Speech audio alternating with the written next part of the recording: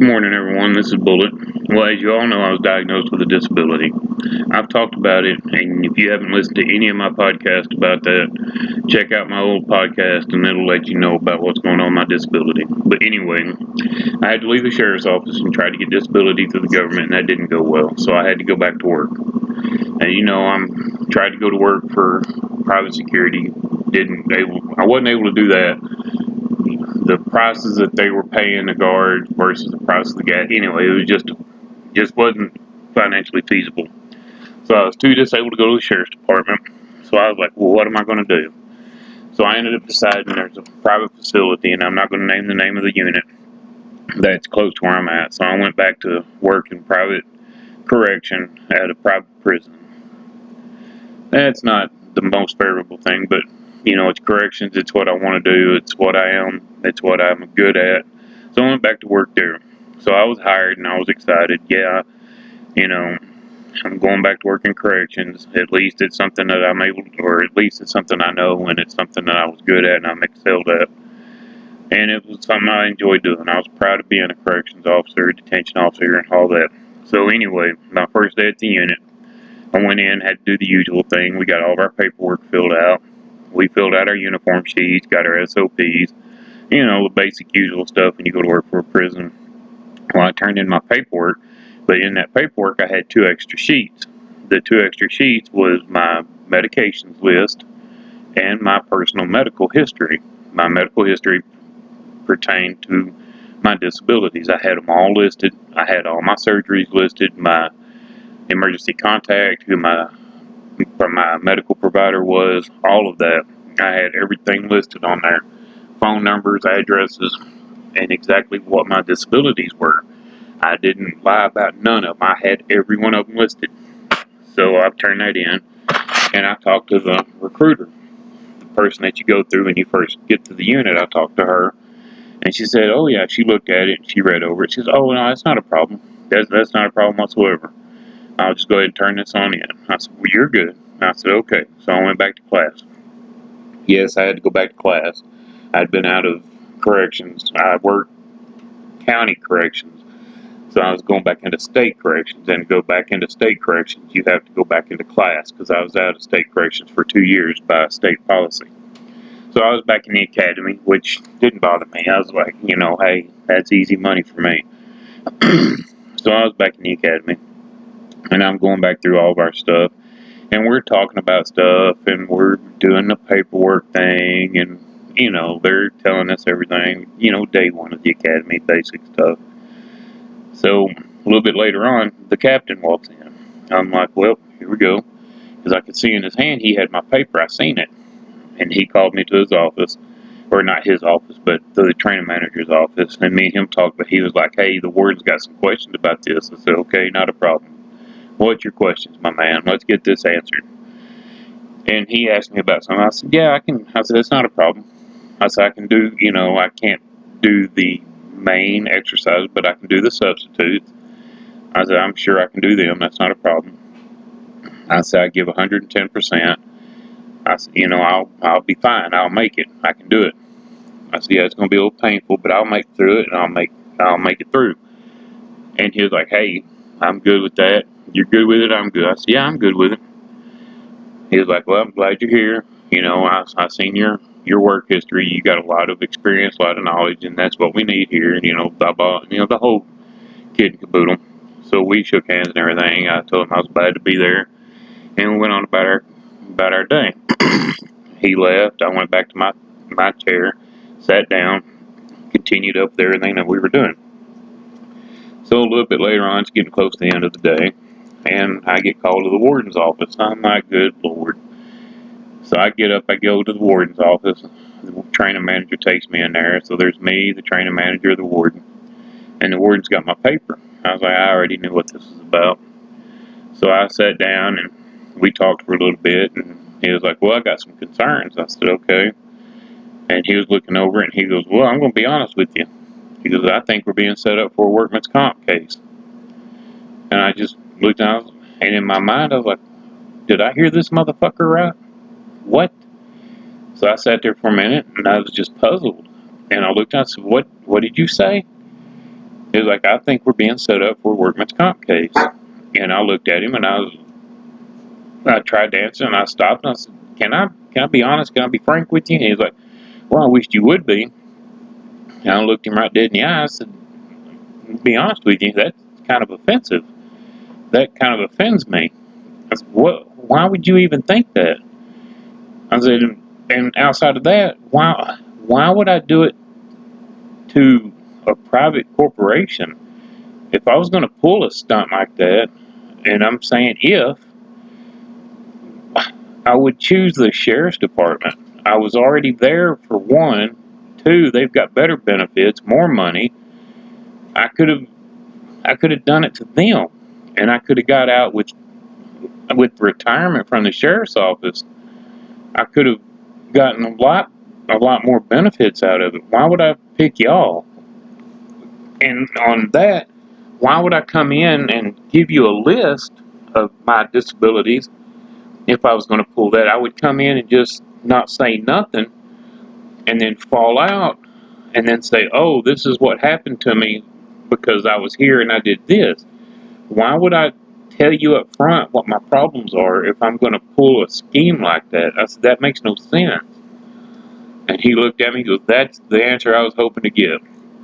That's what I was hoping you would say. I was like, yeah, that makes no sense, Gordon. So we sat there for a little bit and he was like, do you think you can do the exercises and the pat? I was like, well, yeah. I said, I can do the substitute. I said, probably I can't do the main test or the main exercise, I'm sure. I said, but I was told, throughout the day that there were substitutes that I could do. So I'm assuming I can do the substitute. I'm going to give 110%. I said, I'm going to try. I'm not going to just dip out. I said, and if I get to the point to where I can't do it, where I know for a fact I can't do it, I'm going to come to you and like a man tell you, hey, Warden, I just can't do it. I'm going to have to dip out, and then I'll find something else to do. I said, but I'm here. I'm going to do 110% like I always do. I said, and I was told there's all these substitutes I could do, so I'm sure I can do it. And he was like, okay, what about the job? You can do the job. He goes, you're going to be down in F building sometimes. I was like, I'll give it 110%. I said, I'm not going to be doing exercises downrange. I said, and it's going to be on night shift. I can do that. Inmates go to bed. All that's left to do during the night is going to be, count and stuff like that. So it's not going to be that strenuous. It's not going to be that hard. I go in, I do my count, I come out, I call my count in, and then I go sit down. I said, yeah, I make my checks, and so forth and so forth. It's a F bill. It's not that big walk around. It's a little bitty walk. It's like walking around my living room, basically. It's not going to be that hard. I said, yeah, I can do it. I said, also, there's mobile patrol, there's a picket, it's not going to be the same thing all the time. I said, I'm sure I can do it. He was like, okay, not a problem. He goes, glad to have you here. We'll help you out. We'll help you out all the way through it. That's not a problem. You work with us, we work with you. I said, that's not a problem, my man. So I shook hands with him. We left, or I left. He didn't. He stayed in his office. I left, went back to class. That wasn't a problem. Next day, get out there at 7 o'clock in the morning. We just watch on the exercise. We don't really do it. We just watch. And I'm like, But, there's a substitute. So we're out there, we're watching, and then we go ahead and start working with some, the lieutenant comes out there. He's the Wonder Man. So he comes out and he's Superman. He's like, no, y'all get down, let's do all this, let's blah, blah, blah. So, okay. So I do some of the substitutes, and those that I can't do, I substitute the substitute with an exercise I know I can do. So I'm doing that, I'm still trying, not giving up. I'm not saying, hey, I can't do this, go sit down. No, I still do it. Every now and then I go sit down, let my back rest for about a minute, maybe 2 minutes, till the pain stops, and I get them going until my back starts hurting again. So I'm doing that. That's not a problem. So we finish out the second day. Then the PAT test rolls around. Like, here we go. So we're getting everything set up. We go out there. We do our exercises, and we're like, all right, here we go. Do the exercises. I go and sit down. I'm doing like I normally do. I do the substitutes. Those I can't do, I substitute. And then when my back gets to hurt, and I go and sit down a minute or two. No more than that. I let my back stop hurting. I get up, I go back out, and I do it again. So the day of the pat test rolls around, we get out there to the pat test. So we're getting it set. It looks to be about a 50. I'm gonna say a 50-foot run is what it looks like it is. And you start, you go down 25 feet. You pick up a bag. You lift it's 45 pounds. You pick it up 10 times. You squat down, stand up, stand up with it 10 times. Then you hold it chest high. You run backwards to the beginning. You drop it. Then you run past where you pick up the bag to a floor or to a mat. You hit the mat. You drop down. You do a push up, roll around. Do a push up, roll around. Do a push up, jump up, run, and hit a punch bag 10 times. When you're finished that, you run back to the halfway mark, and then that's where time stops. So I go to the 8 of them, like, oh, I don't know if I can do that. I'm already in massive amounts of pain. We did exercises that morning. Excuse me. We did exercise that morning. And she's like, no, don't worry about it.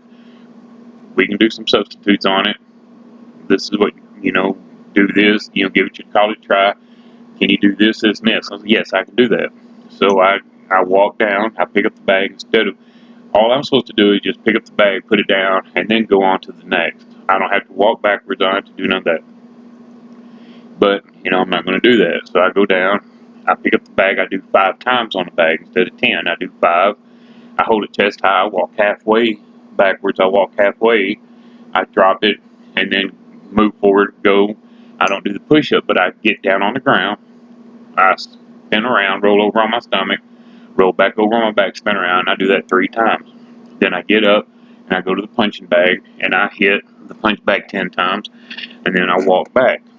Granted, it wasn't fast. It was like a turtle running through peanut butter, but I did it, and I was in pain. Oh my God, was I in pain. I'm telling you now, that was the worst pain I've ever felt, and I've had a lot of pain. But anyway, I did it. Warden or the AW says, hey, you passed. You passed the PAT test. That's all we wanted you to do is pass the PAT test. And I'm like, okay, I passed it. I go and sit down. I watch everybody else do it, and then after that, we go in. We finish out the day. I'm in a lot of pain. I'm telling you now, I'm in a lot of fucking pain. So, I'm in pain. Boom. We finish out the day. Then they come in and say, hey, the next day, which is a Thursday, we have a graduation over in Bridgeport. Does anybody want to go? Do y'all vote that the class goes, or do you vote that we stay here? And we're all like, fuck it, let's just go and see this. I was curious. I wanted to see the graduation. So we get up, we go the next morning, we do our exercises. I'm in pain, but whatever. It is what it is. We go to at close to the end of it, they want us to walk around the parking lot. I can't do it. I'm in pain from all the stretching and all the other exercise. I'm in a lot of pain. So I go and I haven't had a chance for my back to get over from doing the PAT test. As a matter of fact, the night of the PAT test, I'm backtracking a little bit. The night of the PAT test, I get home, I put my clothes in the wash. I don't even stay up. I don't eat supper. I don't do nothing. I'm in so much pain. I just go to bed. I ask my wife, hey, can you bring my stuff in and, put it in the bedroom, and I'm just going on to bed. I'm hurting too bad. So I go to bed. I get up the next morning. It's a Thursday. We go and do the test, or not a test. We get to the academy. We go and do exercises. I'm still hurting. At the end of the exercise, they want us to walk around the parking lot. I go and sit down. I can't do it. I'm hurting. I'm in bad, bad pain. So we do that, and then we go to the academy. We go to the other unit, and we go to the graduation.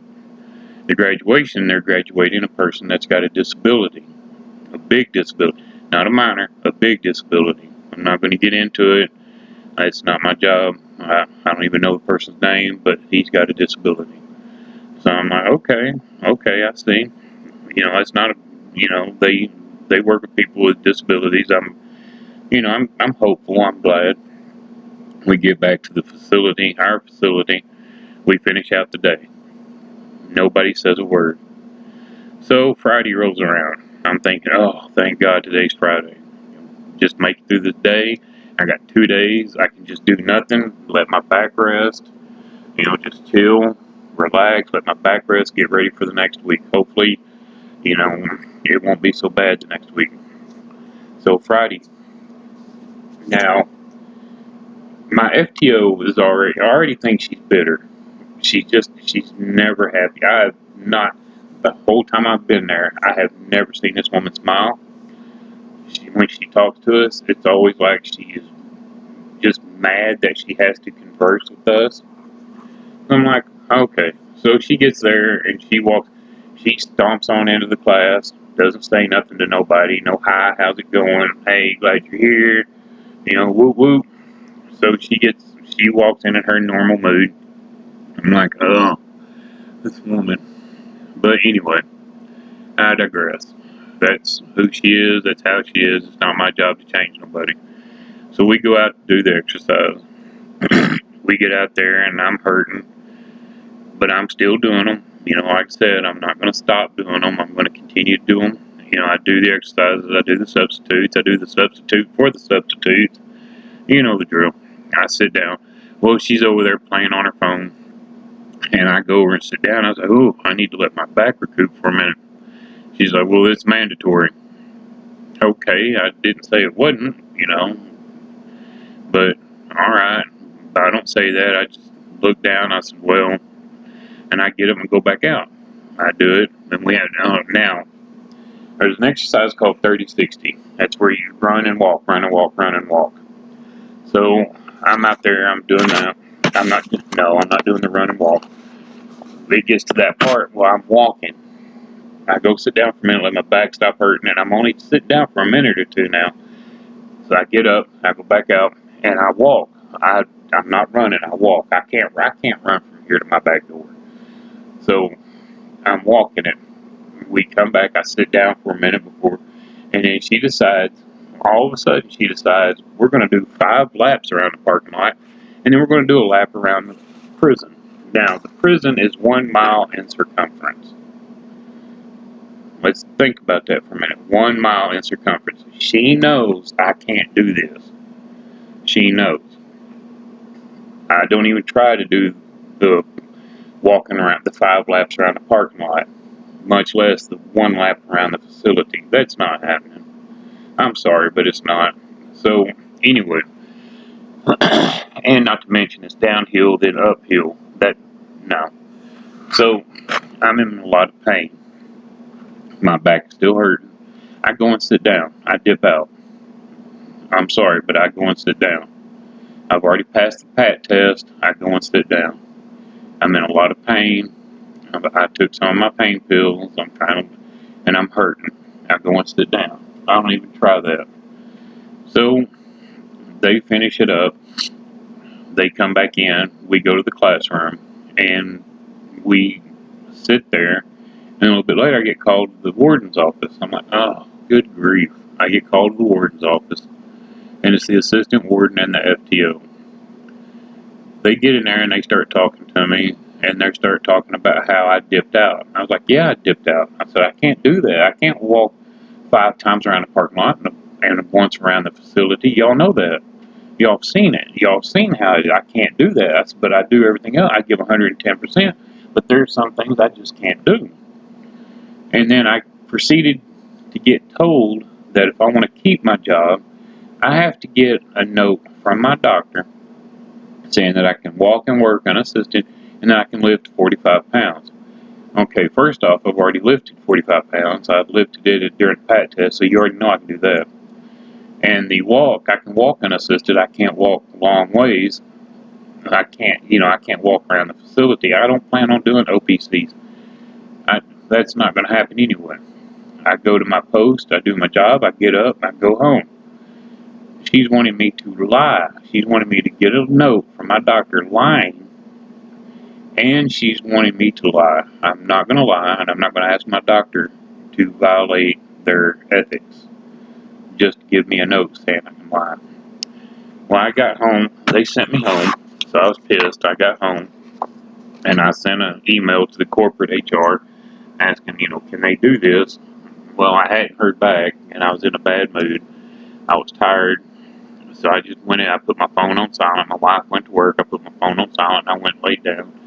And unfortunately, I missed a phone call from corporate HR. They left a voicemail, and I've got the message and all that, so I'm going to call them back on Monday, and we're going to see what happens. So hopefully I can keep my job. There's a facility that's not too far from this one that's smaller. That's the one that had the disabled person that they graduated. So I'm going to see if I can transfer to that facility and still keep my job. I've got to work, and it's a good paying job. It's got fairly good benefits, so I want to keep, working for this private company and still continue to work in correction. I can do a picket, I can do mobile. There's a lot of stuff that can be done that can accommodate my disability. So I'm gonna see about doing that. Hopefully, I'll be able to keep my job and just transfer to another facility, one that's not extraneous, and I can still continue to work because I have to work because the government's not going to help. We already know that. But anyway, that's what's going on so far. I will keep y'all updated. Sorry I haven't been posting as much, between the academy and all that. But I do plan on posting an update, letting everybody know what's going on. And that's about it right now. So y'all, I will